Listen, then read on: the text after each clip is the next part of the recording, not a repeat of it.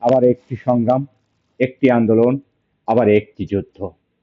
একটি সংগ্রাম হবে দেশের জন্য, একটি সংগ্রাম হবে রাষ্ট্রের জন্য, একটি সংগ্রাম হবে স্বাধীনতার জন্য, একটি সংগ্রাম হবে লাল সবুজ পতাকার জন্য, একটি সংগ্রাম হবে মুক্তিযোদ্ধার জন্য।